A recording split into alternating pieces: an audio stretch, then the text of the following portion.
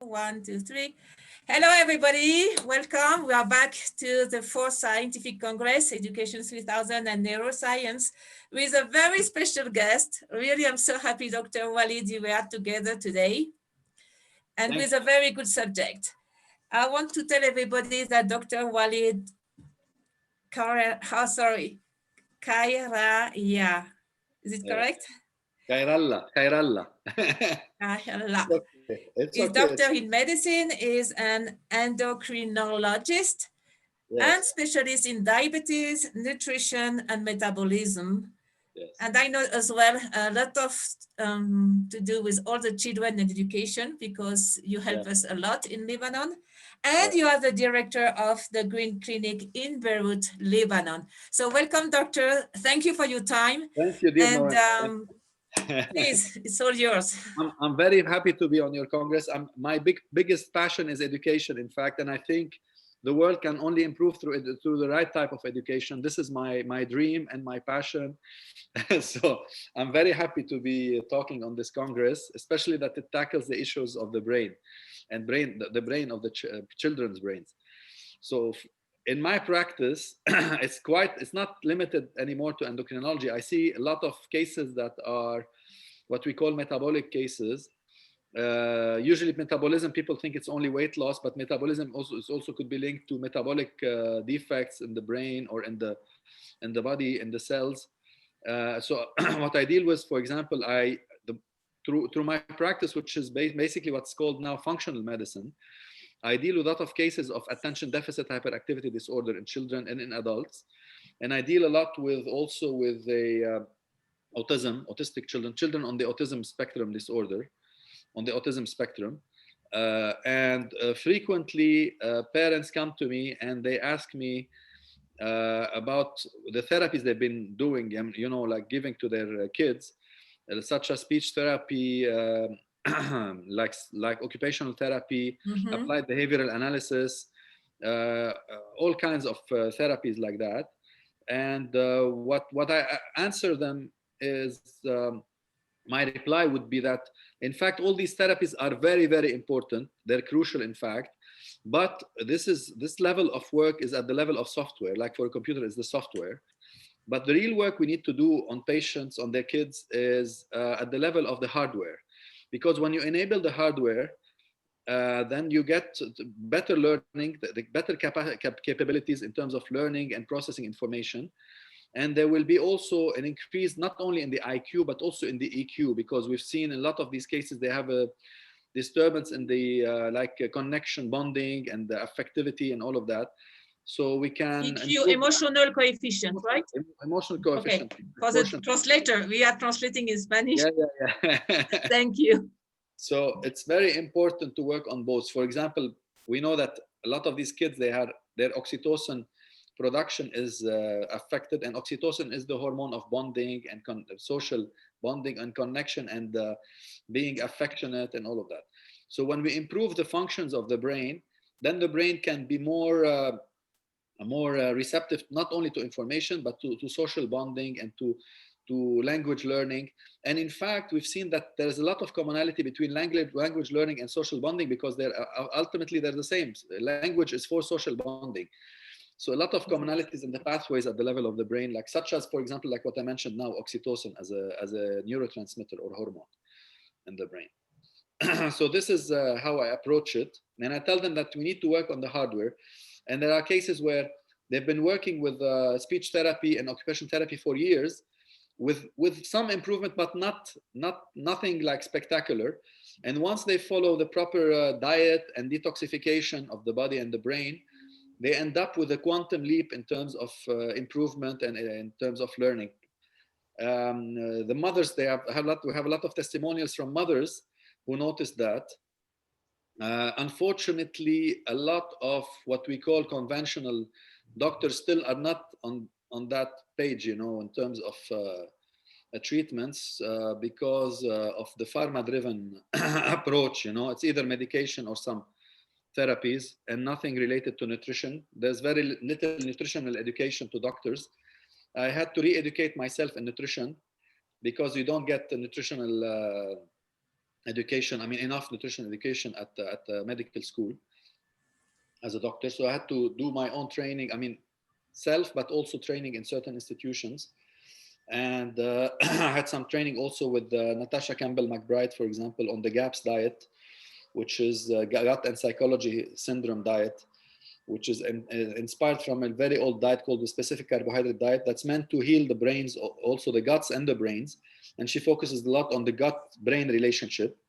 I've also trained in what's called the biomedical system, which is now called functional medicine, in terms of how to give the proper nutrition and nutraceuticals. Nutraceuticals being like elements like vitamins and minerals, but also like coenzymes like coenzyme Q10 and PQQ and other, like nutrients that are important for the brain functioning, that we should give to these kids in mega doses at the beginning, because they have been in chronic malnutrition and deprivation. So you have to catch up with the malnutrition. So you have to give mega doses. So on top of proper nutrition, we should give them usually proper supplementation, at least for 1 to 2 years at least, so that we catch up on the Wow. delay. That means our food is so bad nowadays, the modern Yeah, food. exactly. So we have really to reverse Exactly. this The food culture. has gotten so bad because of processing of food. Uh, Yes, Also because of the soil got depleted, this depletion of the correct.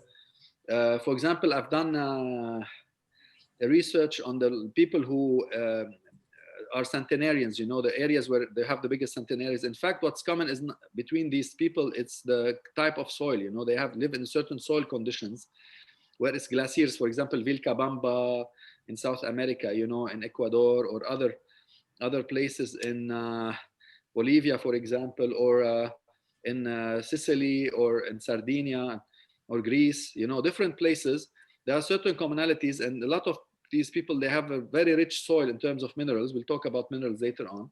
But so the vegetables and the crops, everything they're eating is very rich in terms of minerals. And this is highly nutritious for the brain and the whole body.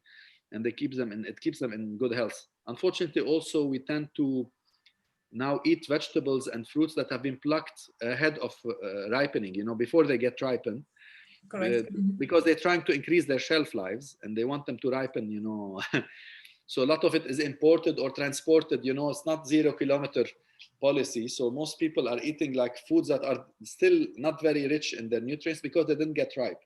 For example, a fruit that's didn't ripen properly, it's still not very rich in vitamin C. It's on the contrary, it would have a lot of oxalic acid, which is detrimental, cause kidney stones or also brain damage in kids. Wow, that's so important. So it's very important. The third factor is also that, in fact, the guts of people nowadays are more destroyed in terms of the flora and absorption of nutrients. So we have poor absorption of nutrients, from poor digestion, poor absorption of nutrients, because the gut has been disrupted. The flora has been disrupted with antibiotics. The gut lining has been disrupted with a lot of chemicals like anti-inflammatory medication, which are very harmful to the gut lining. Like even one pill of NSAID, non-steroidal anti-inflammatory, could cause damage to the gut lining that could last for 4 months. Even one pill. And Wow, wow, wow. people take them like over the counter, like candies. They think it's a painkiller. That's it. I just can take it and swallow it, and it's very damaging. And especially I see it with children in practices in pediatrics and children. When they get a fever, everybody starts to fight the fever with paracetamol and anti-inflammatories, and they ultimately damage the liver and the gut of these kids. So Wow. it's very harmful. Plus exposure to a lot of chemicals like pesticides, weed killers like glyphosate, like glyphosate Roundup, the Roundup glyphosate weed killer, which is very harmful. It acts like an antibiotic, killing good bacteria. Also, you have a lot of heavy metal toxicity nowadays in adults and children, but children are more susceptible to it because of their size. So usually they are smaller, so their body cannot take, it saturates very quickly. It cannot take a big amount of toxins. It saturates quickly, and the brain can be very quickly harmed. So when these parents come to me, I explain to them that their son's brain is like a Ferrari, a Ferrari car. You can teach the driver how to drive for a very long time. If there's no fuel and no good oil in the car engine, it cannot go anywhere. You know, if there's not enough fuel, the Ferrari cannot go anywhere. It's one of the fastest cars, but cannot go very, very far. So what we need to do is That's a to very fuel up nice the brain, you know, example. nourish the brain. Yeah, we nourish the brain. We have to bring a good oil for the brain, and we're talking about the right kind of oils. But also we have to make sure there are there's no dirt in the engine that's blocking, you know, certain pipes and all of that. So it's the same for the brain. We have to make sure that the brain is clean. You know, there aren't a lot of toxins that are blocking pathways in the brain that like neurotransmitter pathways and communication between different parts of the brain. So in fact, what we call autism is not a genetic disease. It's in fact a environmental disease that kids get from high exposure to toxins, whether through environmental toxins, vaccination, antibiotics early in childhood.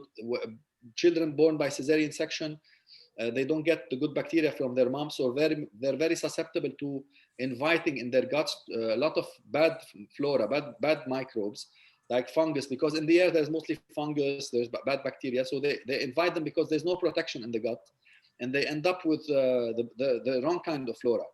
We know now that the right kind of bacteria that we inherit from our mom through natural delivery, normal vaginal delivery, is very crucial, because it takes up a lot of the milk nutrients, transform them into the right nutrients for the brain.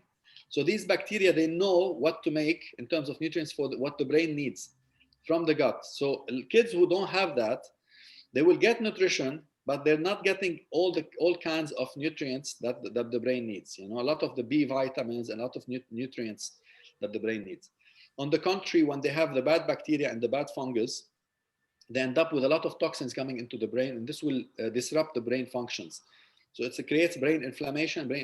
So it means no proper functioning of the brain. So as we're talking about a bit the delivery, the process of delivery, the whole brain nutrition starts in utero, in fact. So it's in the mother's womb that the brain nutrition starts. It's very important. What I say is like these 9 months is like billions of years, because, you know, from one cell we get billions of cells, hundreds of billions of cells in the body. So it's from with one cell, this multiplication of cells is like millions of years of lifetime.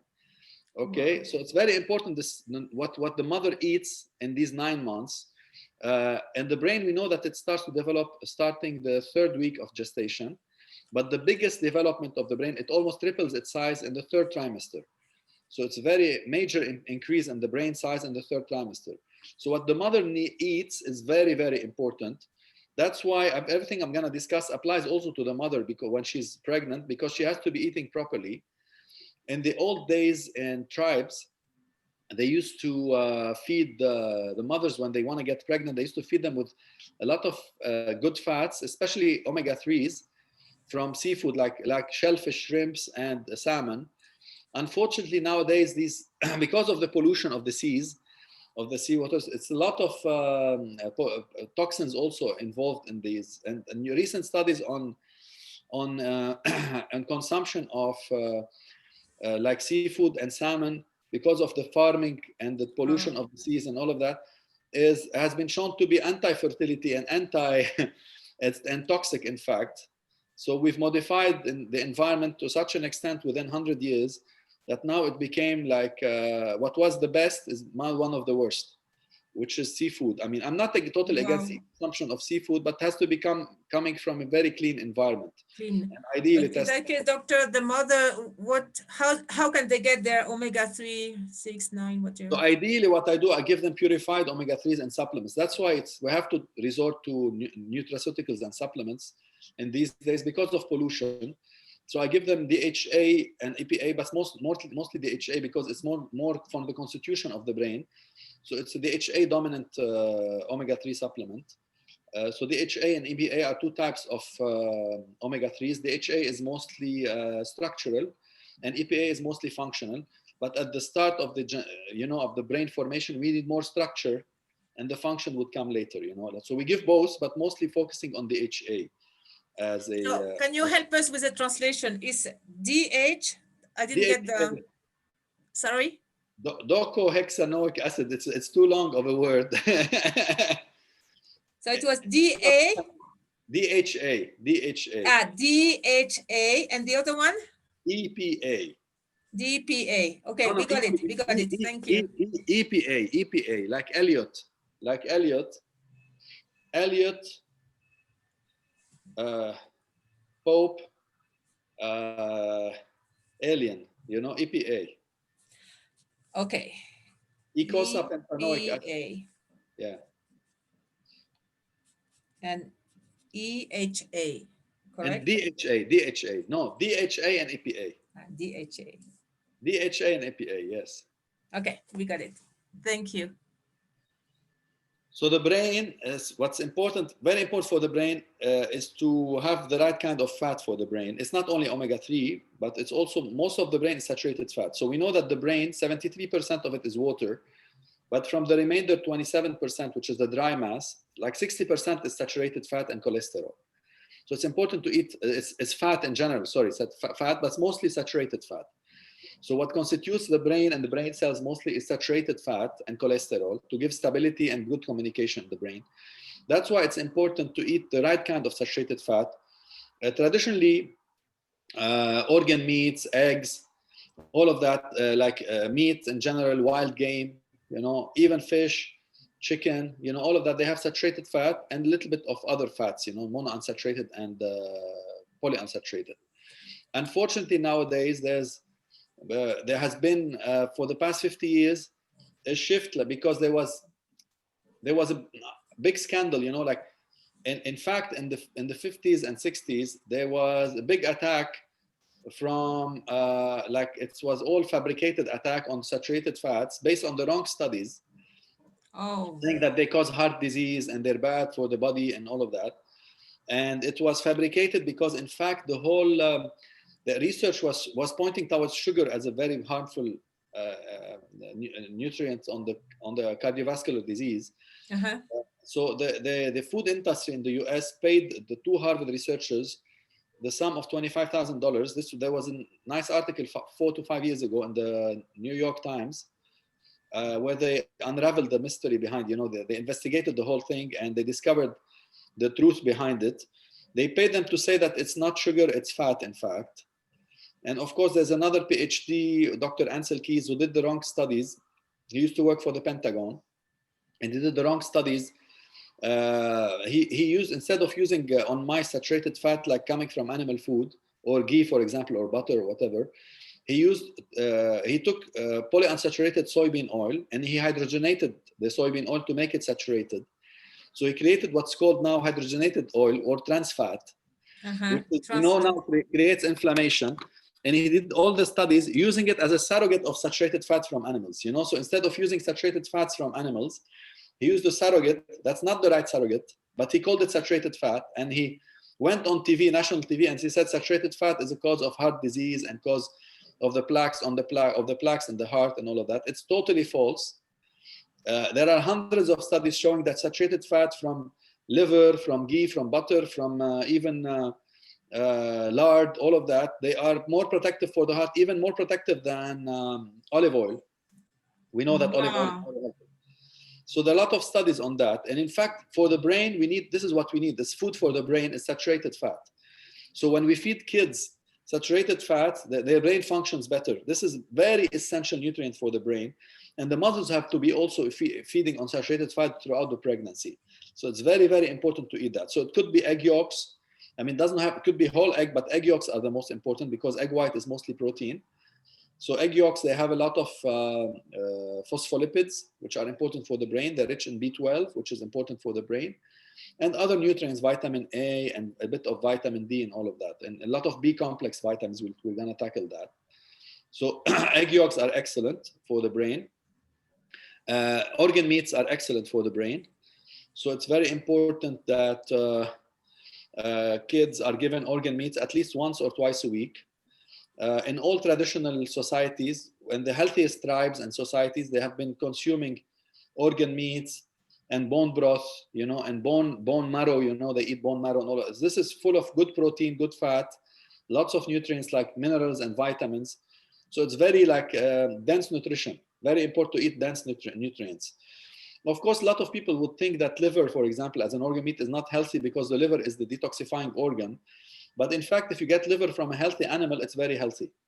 It would be very healthy. If you're feeding the Interesting. animal, not GMO, genetically modified soy, genetically modified corn, and giving them a lot of antibiotics and sometimes hormones, of course the liver is not going to be very healthy. It's like even for human beings, when you feed them this, they're going to have fatty liver.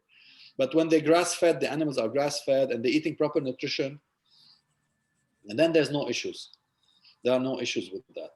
Okay. So it's very important to make sure that the source of the food we're eating is very clean.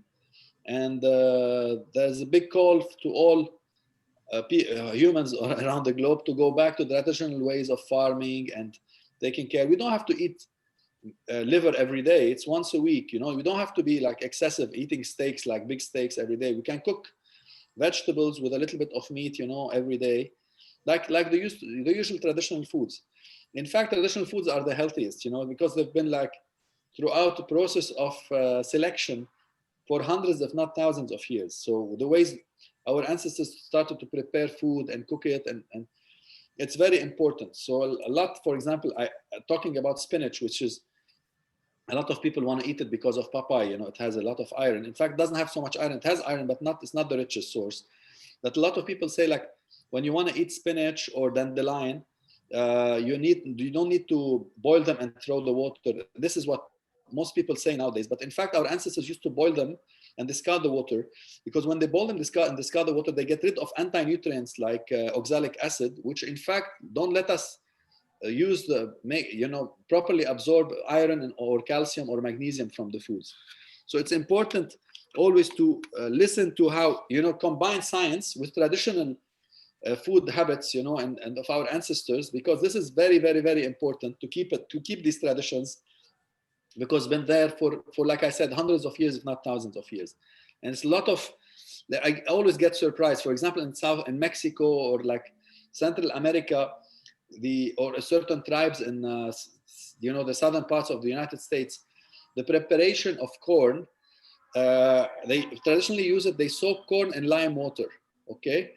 And in fact, if you don't soak corn and lime water and you eat corn as such, it gets you don't, and you focus most of your diet on corn, you don't get enough vitamin B3, which is niacin, which is very important for the brain and other functions in the body. But soaking it in lime water releases a lot of the, it converts the niacin into its a form that's well absorbed by the intestines and by the cells, and then makes it more bioavailable for the human body. So there are a lot of traditions that we don't understand sometimes, but either by intuition or some, like deep understanding that we don't have now, most likely, or we don't have access to now. They used to understand how foods interact with the body and how herbs interact with the body. They had their own way of processing information and thinking about all these things. It's very important to keep traditions and to teach them the traditions. Not only keep them as such, because anything that's not really retaught can be lost. So it has to be emphasized. And I think this is part of education at schools, is to teach how to collect like wild edible plants. It's very important. This is the source, because they're not treated with fertilizers. They're coming from a very rich soil, because it's wild soil, it's not treated soil. Plus, it's to survive, a plant in the wilderness has to be very strong to be able to survive. So when we eat wild edible plants, but cook them the right way, is very important. So to recognize, collect, harvest, and cook wild edible plants is very important in traditions. And I think this should be taught at schools. It's very, very important to be taught at schools. I mean, schools don't teach, unfortunately, most schools, I know your school, Pedagogy, you teach that, but most schools, they don't teach kids about the right kind of nutrition, cooking, preparation of food, recognizing healthy foods, all of that. Or if they ever teach them, they teach the wrong way, the what's called conventional, which is outdated already, the conventional ways of nutrition, which is mostly outdated. They still teach stuff that have been already refuted, and they still keep on teaching them. So it's very important to go back to traditions and couple that with science, because we have science and traditions, and in fact they meet. When we understand both, they go hand in hand. So I was talking about superfoods. it's very important, like to eat, like I said, eggs, like either chicken eggs, duck eggs, or goose eggs, or even quail eggs. They're very nutritious. By the way, quail eggs, they have more B12, more iron, and more B2, and cholesterol and fat, more protein than hen eggs. Hen eggs have more choline, which is important also for brain function. But they're all important. Oh, Choline is important. It goes part of phospholipids. It's a neurotransmitter in the brain. It constitutes, also forms the cell membrane of the cells in the brain and other places as well, in other cells. So that's important to eat all of that. Of course, organ meats like liver, for example, is full of cholesterol, good fat, good protein, a lot of proteins. It's also full of B complex vitamins like B1, B2, B6, B12, folic acid, B9. It's full of also of a lot of minerals such as zinc and copper and iron, which are very important for all of us. So it's important for us to eat liver at least once a week. The brain itself loves sugar, of course, but at the same time it can function without sugar, without glucose. Okay, so our brains, when we're fasting, for example, for a while, or when we're eating a ketogenic diet, that's devoid of sugar, the brain starts to fuel on ketone bodies, which are byproducts of fat metabolism. So we degrade fat into what we call ketone bodies. And in fact, when we're all the time into what we call ketosis, a lot of ketone bodies, the brain feels much better. There's more clarity of mind, because when we're eating sugar, there's fluctuation in the levels of sugar in the blood all the time. But when we're feeding mostly on ketones or fat, there's more release of these ketone bodies in a steady way. So the brain is always like functioning, and there's clarity, steadiness in the brain. So I'm not saying that everybody should go on ketogenic diet, but I'm just talking about like people with epilepsy, for example, children with epilepsy, they benefit a lot from ketogenic diets. And some kids also with attention deficit or with hyperactivity or with autism. But it's not a must, but we can, at least decreasing sugar is important, not to nourish fungus in the gut, and also not to disturb the brain function. Too much sugar is bad for the brain. And we have a lot of, sorry, I interrupt you, No, so much please. hidden sugar, like in the drinks, and all this, it would add up. The worst sugar in the drinks is high fructose corn syrup, in soda drinks and ketchup. Soda drinks. And ketchup, high fructose corn syrup is very damaging to the brain. Even ketchup? Yeah, and I mean, you can make ketchup without it, but most like big companies, commercial ketchup, it has high fructose corn syrup. Oh no. And fructose is very damaging to the brain. Very, very damaging. It's like a toxin to the brain. It's toxin to the gut, but also to the brain in high quantities. When you eat a little bit of fruit, it's fine. But when we eat high fructose corn syrup, like in big quantities, it's damaging to the brain.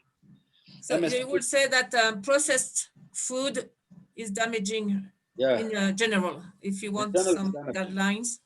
There was a study in, I think it was in Portland, Oregon. One of the schools, they stopped all processed foods, no MSG, monosodium glutamate, because it's a stimulant. It's glutamate. Taste enhancer that causes a lot of hyperexcitation. They decreased sugar, they stopped processed food, no sodas, all of that. There were less absenteeism in that school. There was more focus, better attention, less aggressivity between the kids. They were less aggressive. And in fact, this was reported in the book by the principal of the school. It's called the Crazy Makers. The book is called Crazy Makers. So it's talking about the processed food industry, how they create crazy people, Wow, that's extremely interesting. So Crazy Makers. Yeah. That's the book we will recommend from this school. Yeah. Another thing is about fat, like we discussed previously, is omega-3s, but also some omega-6, like what we find in nuts, like almonds and nuts and walnuts.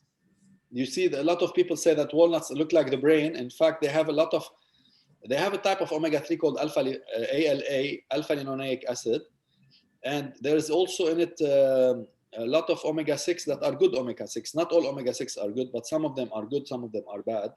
In fact, the ones in a lot of the soybean oil, canola oil, peanut oil, corn oil, they're very pro-inflammatory, the omega-6, while the ones they create inflammation in the body, in the brain. While the ones, for example, olive oil is monounsaturated, but coconut oil has medium chain triglycerides, and it has saturated fat and some unsaturated fat. It's very healthy and it's good nutrition for the brain. So traditionally, for example, Africa, India, Southeast Asia, the traditional oils where the oil was coconut oil. In Africa also, they used to use a lot of red palm oil. Of course, now we have the hydrogenated palm fat, which is very, very unhealthy. It's a kind of processed fat that's unhealthy, causes inflammation, all of that. But the old kind of red palm oil, the traditional one, red palm oil, which is coming from palm kernels, is very healthy. It's full of carotenoids, which are vitamin A derivatives, like what we find in carrots and the orange vegetables and some deep green vegetables, which are pure nutrition for the brain. They are antioxidants and pure nutrition for the brain. So it's very important to consume that. Like red palm oil is very important. Of course, like I said, the fat, like duck fat, is good. Consuming a lot of ghee. A lot of traditional societies, they've been consuming ghee, like in the Middle East here. In India, they consume ghee. So it's all kinds of good fats. Ghee is a very healthy kind of fat. You know, it's like, so ghee, we can translate by clarified butter. Exactly, it's clarified butter. I'm always thinking about the translation.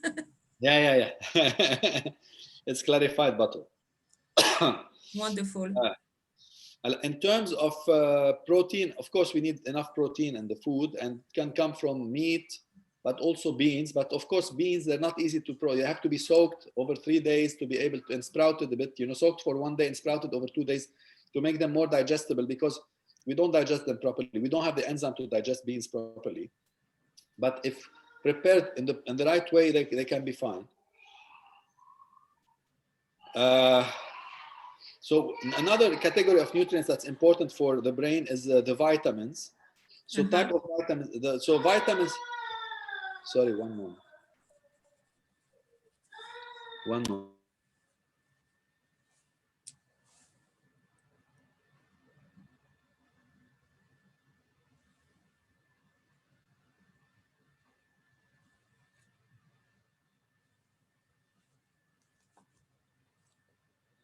I told them not to come close by, but anyway, it's okay. Kids, we are all educators and parents here. Exactly, you cannot. No problem. No problem. It's fine now. So the whole there's in the vitamins, there are a lot of vitamins that are important. Vitamin D has a crucial role for the brain. So it's coming from sun exposure, sunshine. It's the sunshine vitamin. But we're not getting enough vitamin D anymore because most people live indoors. They wear clothes throughout the day, so they're not really exposed except in summer when they go to the beach or like when they work in the fields. So there's not much vitamin D. This is the real pandemic. The real pandemic is vitamin D deficiency around the globe.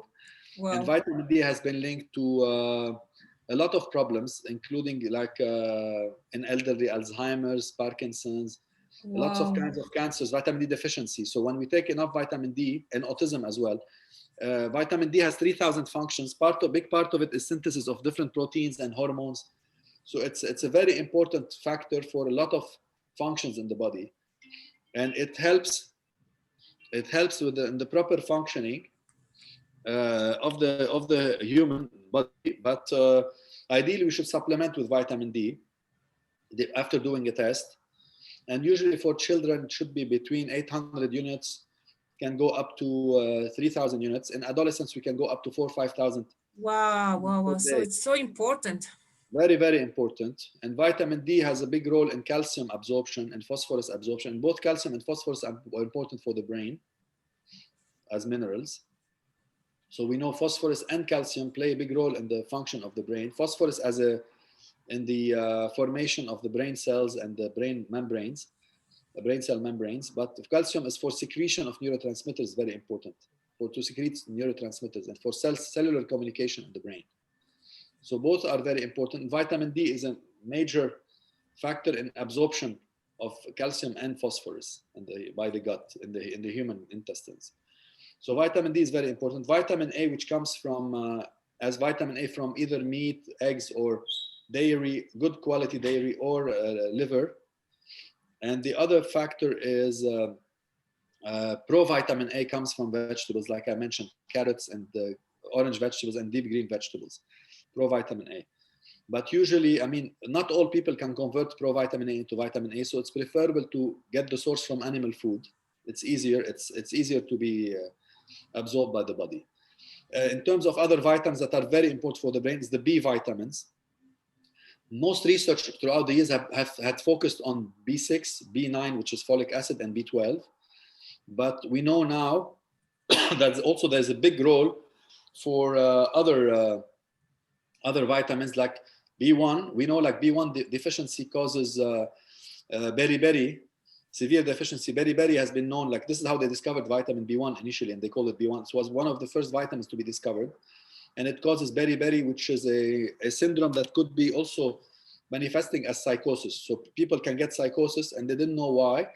And they were deficient. They used to be deficient in vitamin B1. Especially it was discovered in Navy people, Marines, you know, in Southeast Asia, who used to eat polished rice. So only living on white rice and not enough other nutrients.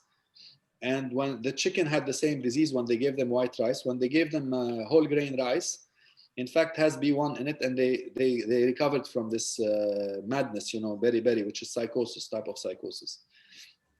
There's also vitamin B2, riboflavin, which is important. And we know that MSG, monosodium glutamate, depletes the brain of riboflavin, B2. And when it's depleted, also we could get more migraines. So people can get more migraines. And B2 is very important for detoxification and protection of the brain and detoxification of the liver.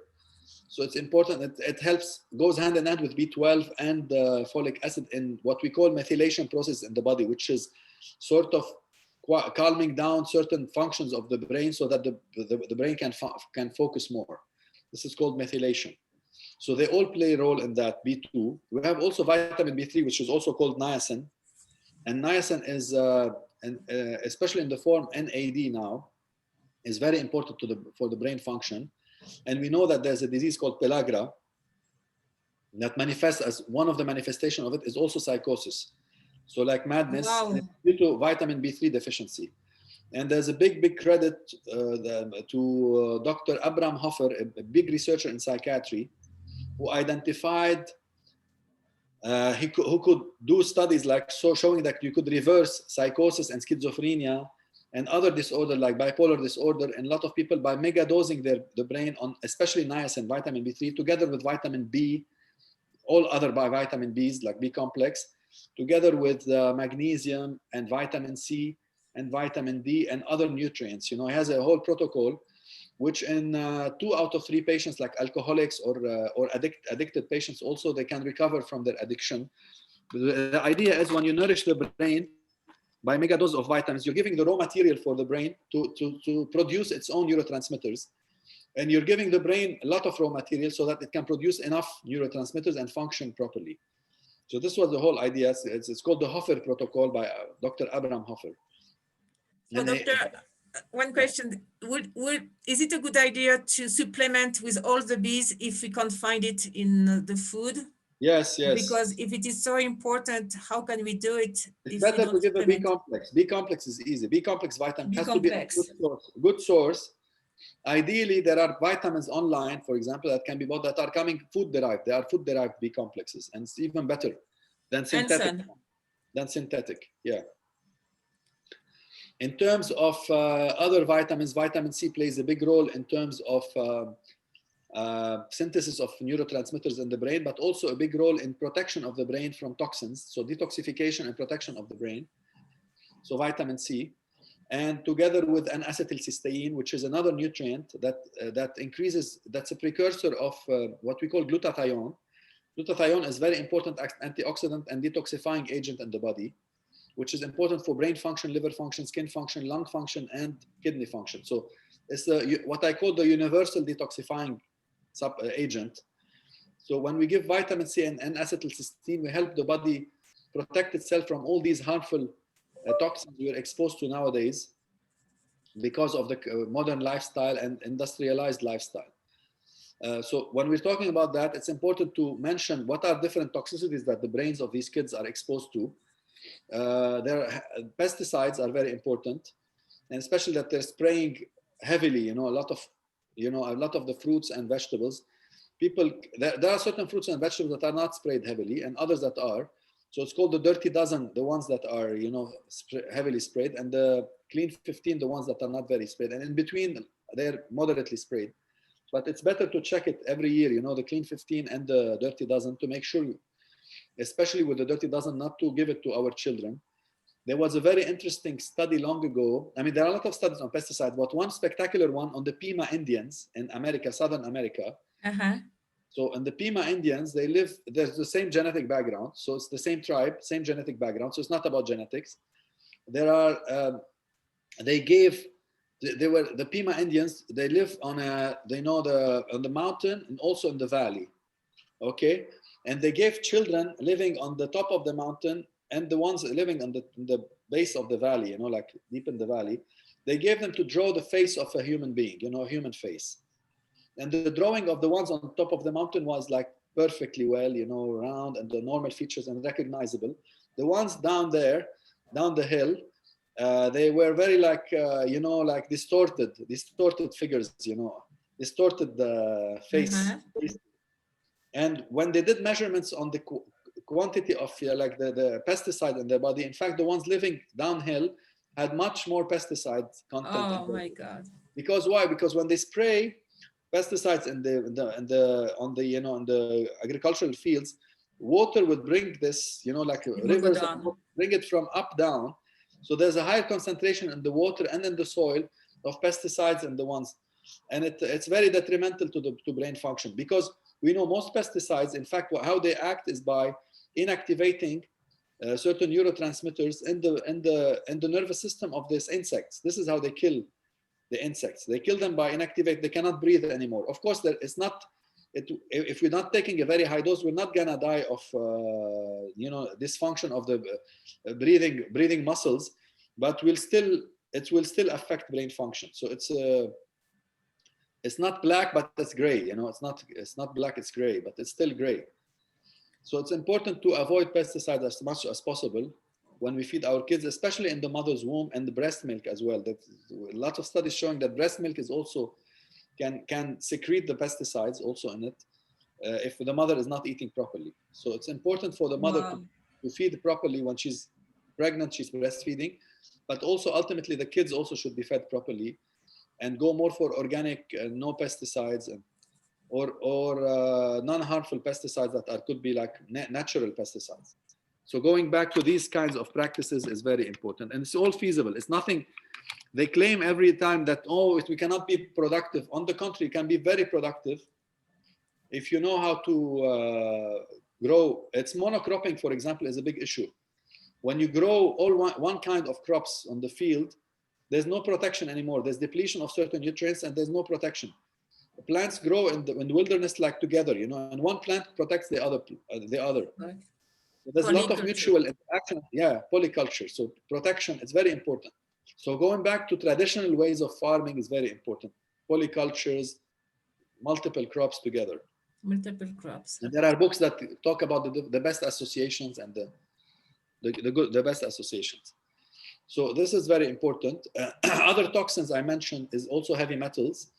The first heavy metal to be discovered to affect brain function in attention deficit hyperactive kids was lead. Lead toxicity, especially from all kinds of paint. So they removed lead nowadays from paint, but in the old days they used to use lead in the paint. So when kids live in a house that has old kind of paint, they used to get exposed to lead. And we can find also lead in urban environments, especially where in cities where they use diesel fuel in cars. It's a lot of lead emanation, and I've seen it like cities in Paris. Paris is heavily polluted in terms of lead, so it's a lot of lead pollution. There's mercury coming from amalgam fillings in the mother that could affect the children in utero, and it was found that most of the mercury from being absorbed by the mother deposits in the uterus. So the first child takes the biggest load of mercury, and then the other children less and less. So mercury, especially from unsafe amalgam removal, when they remove the amalgam without protecting the body from the spillage of amalgam or mercury fillings, installation of mercury fillings, vaccination also has mercury, fish, contaminated fish, it has a lot of mercury, especially big fish, they can have a lot of mercury. I think in Bolivia and the neighboring countries, there's gold mining in the past. They changed a bit the process of gold mining, but they used to use a lot of mercury in separation of the gold and purification of gold. And there was a lot of mercury spilled in the rivers. So there's a lot of mercury in irrigation, you know, when they irrigate crops and all of that. So it can end up in the brains of the kids. So mercury, we know that it's not only like creates dysfunction in the brain, it can kill brain cells. So there's a famous, if you can go on YouTube, there's on YouTube, you put mercury toxicity and Neuron and University of Calgary. They did a demonstration at University of Calgary. If you take a neuron and add to it like aluminum, it creates dysfunction. But when you add to it a few drops of mercury, it like literally kills the whole cell, you know, it like creates like damage, severe damage to the brain cell. So mercury is very toxic. Of course, mercury thermometers are, I mean, they should be totally banned. And also CFL, you know, like these CFL bulbs, which are economy bulbs, are very harmful because first, I mean, they're very harmful for three reasons. One, because if they break, they create a lot of mercury spillage. Second, they create, to be economical, they have to create a very high magnetic field. So when you're living in an environment with a high magnetic field, you disrupt your own natural magnetic field. And the third, they create a lot of flicker at 50 to 60 hertz, you know. So the flickering, although we don't see it like the flicker, but our brain perceives it, and it creates tired brains, you know. So some schools in Lebanon here have changed upon my recommendation. They removed all these light bulbs and they got them replaced with LED lamps. And I mean, the best bulbs are still the old one, the classical tungsten filament lamp. Is that what you call, we call neo? Neon, yeah, neon and fluorescent are that is very bad ones. We have to change them right now. But these the economy ones are like neon, but smaller. You know, they're smaller and like spiraling. But they're the economy bulb. Yeah, economy bulb. But it's the same damage. I think all schools should get them out of the school. You know, yes, please. Everybody listening to us, teachers, parents, take those bulbs out. Yeah, get them replaced by either the old tungsten, not available by the LED lamps, but mercury-free LED lamps, LED lamps or bulbs. In terms of heavy metals, of course, you have other heavy metals, nickel, cadmium. There's a whole list of heavy metals. Aluminum also affects the brain. And there's a lot of aluminum on the rise now in the environment due to a lot of functions. Also part of the toxicity from minerals and metals and all of that is fluoride toxicity. There's a big study done in 2012 by Harvard researchers and Chinese researchers on areas with high fluoride exposure. Kids had lower IQ, 10 to 15 points lower from fluoride toxicity. So in fact, we know that fluoride affects the brain function, thyroid function, kidney function, bone function, and doesn't help in reducing cavities. It's a false. So you say fluor, the fluor we have in the toothpaste, right? Yeah, in the toothpaste, but not and in water, actually. And in water, and salt, also in pills that are given to children. It's very bad. No, I can't believe you. Fluoride has no function in the human body. There's no function. There's no enzyme that functions thanks to fluoride.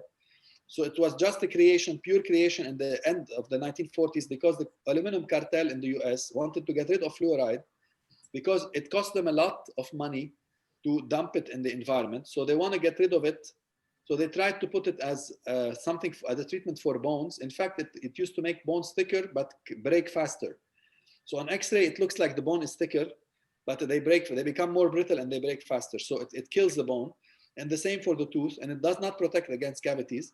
On the contrary, it lowers the IQ of kids.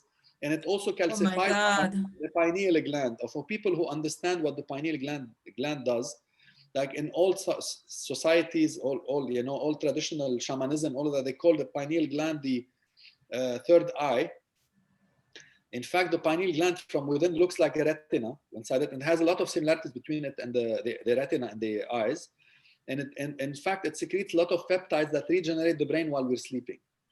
So when you disrupt the function of the pineal gland, we lose a lot of clarity in the thinking. We lose not only IQ, clarity of thinking, and the capacity to regenerate the brain.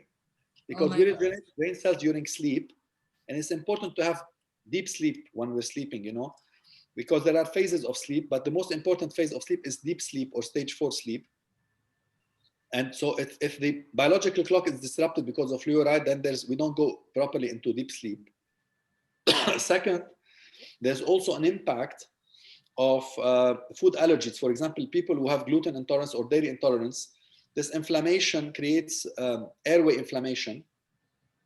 Also, when people live in moldy houses, mold toxins, they come into the airways and they create inflammation in the airways.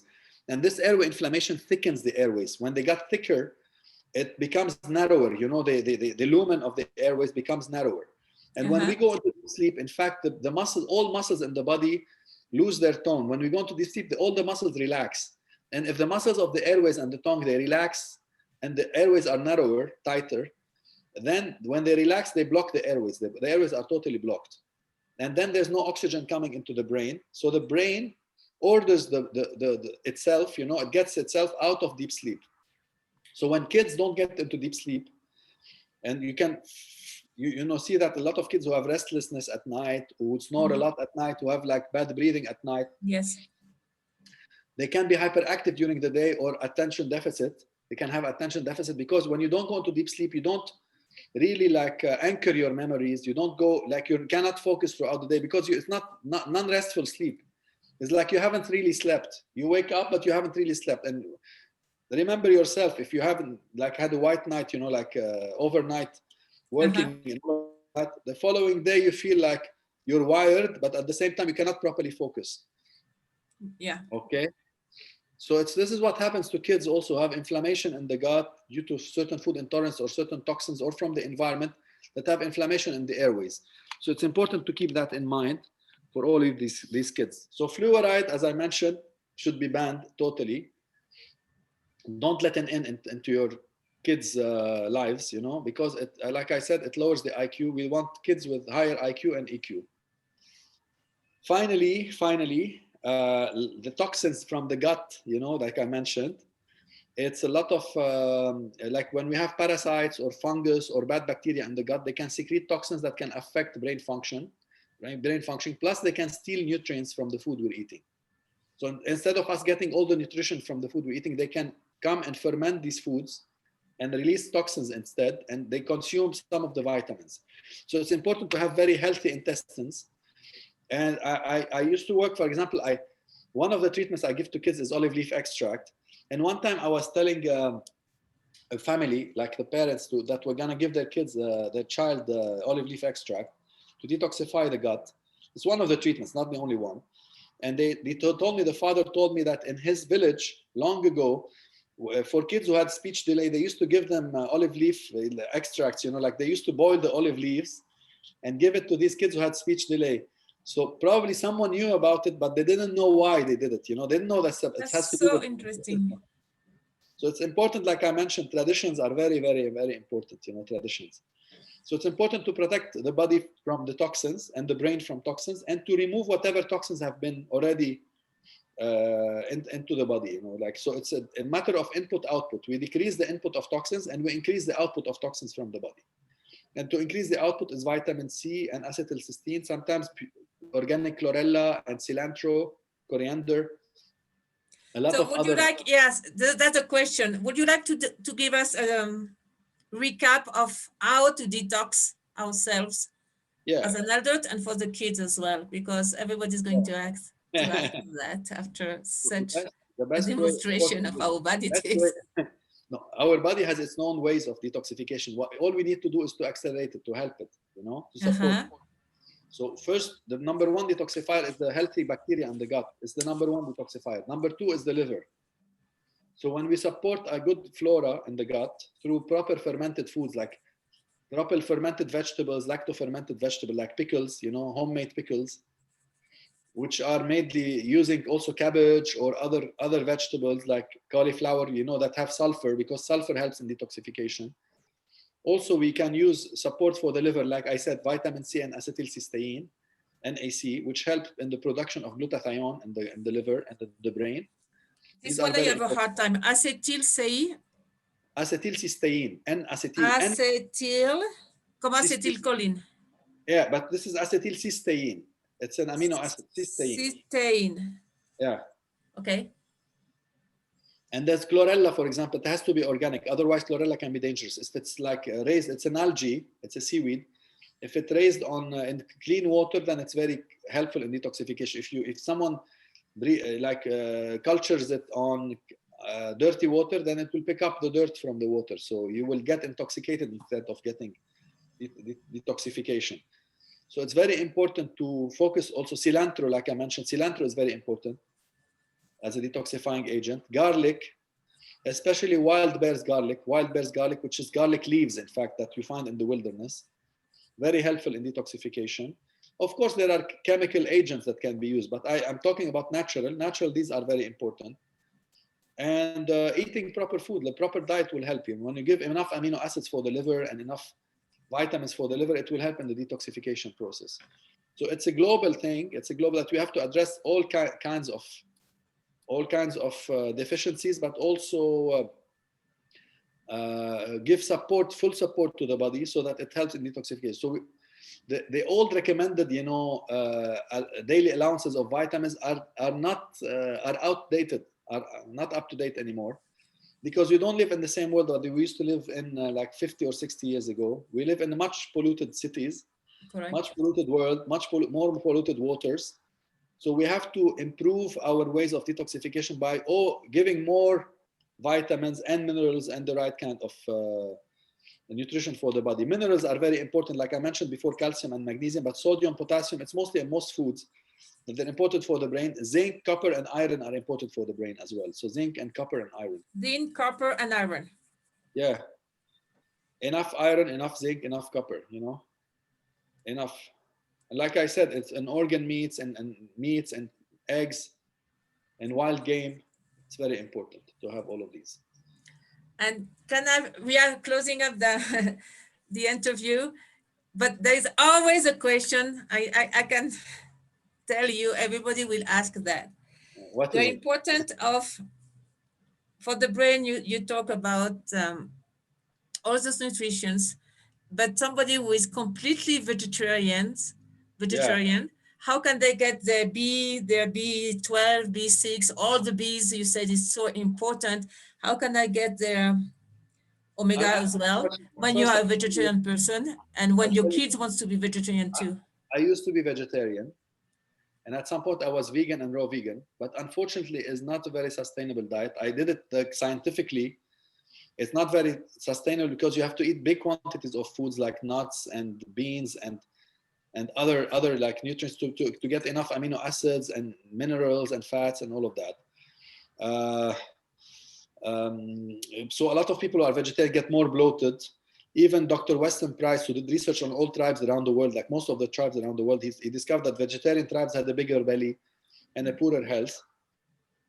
There's on the website of the Natural Hygiene Society, International Society for Natural Hygiene, which are classically like proponents of vegan diets. After they've done a study on 3 generations, they found out it was 3 doctors studying them on 3 generations, and doctors who believe in the philosophy, who were also vegan.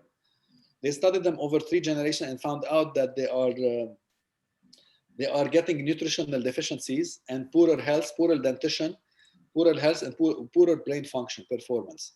So they put a big warning on the vegan, like on vegan diets, and they recommended that people introduce more fish and other stuff. For vegetarians, it's easier relatively. Although I know naturopaths in the United States who wouldn't treat, or dentists like holistic dentists who wouldn't treat vegetarians. They don't treat them because they say they have poor wound healing. That if someone wants to stay vegetarian, they have to eat a lot of eggs, fermented dairy, but good quality dairy, a lot of ghee, like what's done in India, because India, they have long tradition of vegetarianism in the Hindu population, especially the Brahmins, the Brahman caste. And in India, they eat a lot of yogurt. They eat like paneer or cottage cheese, and they eat ghee, and eggs are a possibility as well. So eggs are very nutritious. They have to increase their intake of eggs because they're very nutritious. This way they keep themselves more balanced. Otherwise, it's bad. You know, veganism is bad, unfortunately. That's good. Good information. And if we really want to be vegetarian or vegans, at least we have to supplement. There is no other way, maybe. Yeah. For vegans, they have At to take least B12. B12. They have to take B12 and maybe B12, definitely. spirulina, and maybe like Spirulina. there's vegan omega-3, vegan omega-3s, you know, from algae. They have to take vegan omega-3s as well. That's my recommendation. And 3. Okay. So omega-3, spirulina. And and all the B's and B12. B12 mostly, yeah, mostly B12. Okay, so I'm sure everybody is taking notes. And for children too, because some children, they don't want to eat meat. It's a battle. Yeah, the problem with children. Some of them, it's not general. We have a lot of kids like this, especially the ones on the spectrum, you know, autism spectrum. Uh-huh. We have, in fact, what we call picky eating habits. You know, they're picky eaters. Uh-huh. And in fact, it's due to the bad flora in the gut, because when the brain is intoxicated, there's an area in the brain called the area postrema that senses chemicals or toxins in the blood. And this is the area that gives nausea and decreases appetite and makes us more sensitive to smells. Like when you're food poisoned, like someone gets food poisoned, they have an aversion to strong smells. Like they don't want to smell meat or like fat, or they want to eat bland we food, see like that in some children. Rice and yogurt. They want to eat like soft foods, you know, pasta and stuff, or potatoes. So this is what happens to these kids. They're chronically intoxicated due to the intoxication from heavy metals and the bad flora. So they feel it. Once we modify the flora, and also we improve the secretion of acid in the stomach, because they also have decreased acid secretion in the stomach, they will be able to digest meat, and meat will not putrefy anymore in their gut, and they will feel better when they eat meat. In fact, they love meat afterwards. So I have a lot of cases like this who had an aversion to meat and to most foods, and after we worked on their flora and detoxified their body, they could eat meat on a daily basis, and they loved it, you know, they loved it afterwards. So it's just a matter of fixing the stomach and the intestines. And one more thing, because you talk about beans, that's some proteins as well, not as much, but we have some. But you said we have to process the beans before. You said something about... Yeah, you have to soak the beans. You soak them for 24 hours. How many? 24 hours. And then after 24 hours, you have to sprout them by sprinkling. Like you dry them and you sprinkle them with water for the next 48 hours. When they start to sprout, it means they remove the enzyme inhibition, because beans, they have to protect themselves. They're the seed of the plant. Oh, okay. So we have to see a little sprout, and then when you can eat them. It means it defied the challenge of sprouting, because when it's in the soil and there's in winter, and the bean in the soil, the rats can come and the worms can come to eat it, and then it doesn't want to be digested by the guts of these animals. So it wants to protect itself. It creates a shield by creating enzyme inhibition. It's enzyme inhibitors. When you sprout it, for the bean, it has overcome the challenge, you know, of the animal. And so for the mother, we soak 24 hours, and then we wait 8 hours so that it sprouts a little bit. No, 48 hours. 48, 2 days. 48. So again, 24 hours soaking, and then 48 hours just sprouting a little bit. Yeah. And then we can cook them and eat them normally. Yeah. You discard the water, you just keep sprinkling every 6 to 12 hours just to keep them moist. You cover them with a wet towel. Like they're in a dish, you cover them in a wet towel, with a wet towel so that they don't dry out, and you sprinkle them like a little bit of water so that they don't putrefy, you know. Okay. And the chickpeas, how do you say garbanzo? Garbanzo is chickpeas, yeah, chickpeas. The same idea, or it's safe? Even for lentils, when you do that, you feel you eat them, you don't get bloated, you don't get... okay, so garbanzo, lentils, beans. Yes. Okay. One more question and we close, I promise, because that's 1 hour now. Yeah. Sorry, doctor, but in the title, it's about nutrition and its influence in the brains, vitamins, minerals, and nutraceuticals. What's a nutraceuticals? No, you know, it's coming from the word pharmaceutical, but it's nutrition. Ceutical. It's like pharmaceutical, but it's not a synthetic chemical. It's it's nutrition derived. So it's a supplement, in fact. So when we talk about N-acetylcysteine, like I mentioned, or coenzyme Q10 or omega-3. They are all nutraceuticals. You know, they are food derived nutritional supplements. We call them nutraceuticals. So this is what it's all about. Yeah. And one we can translate is acetylene. The word you say to detox. Acetylene. Big N, and acetylcysteine. Acetyl. And then cysteine. It's 3 words. Cysteine. Yeah, 3 words. And acetylcysteine. Exactly. Good. I think I'm sure after this presentation, everybody's going to write. Maybe do you have any contact or any books you would recommend, or maybe we can make a book after this Congress? Yeah. what would you recommend people? Because now we are aware of the importance of nutrition and how to get the right brain with the right nutrition and detox as well. Go for more traditional farming. Traditional food preparation, and supplement for difficult cases, but especially most people need vitamin D and omega-3 because we don't have access to vitamin D. And I would recommend omega. Yeah, and vitamin C, because when people live in polluted cities, they need more vitamin C. If they live in a clean environment, they can get it from fruits and vegetables. But if that's they live problem right now. And be away from the processed food. Yeah, exactly. And all the sugar from soda and so on. Yeah. Oh, that's so good. So what will be your last recommendation for teachers and parents right now? And we will close this beautiful interview. To teach proper nutrition at school. Teach proper nutrition at school. Yeah, that's very important.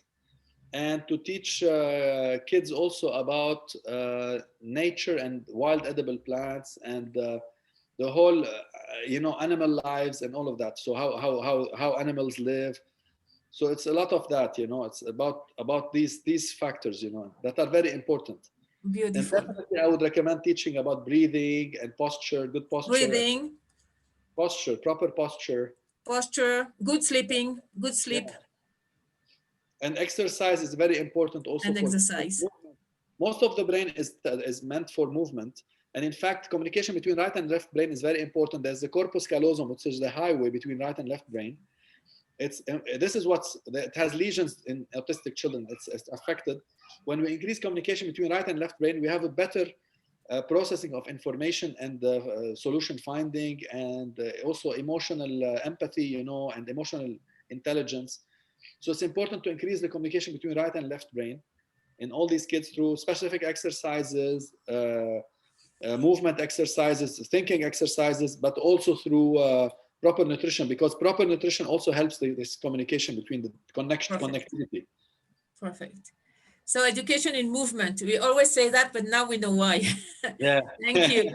And it's part of the 7 petal schools, actually, the blue petals, the first one. So we do hope we will keep in touch. We will do more Congress, more events, more information. Maybe if you have written document, you can send it to me and I will give it to people too. Yes. And do you have any website or Facebook or somebody can be in touch with you? I have my Instagram. I'll send you my Instagram. You have Instagram? I can share it directly with you. Yeah. I have my own Instagram, yeah. So I'll send it to you. Okay. What's your Instagram?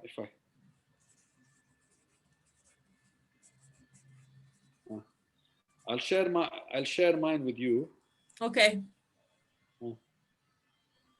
That's it.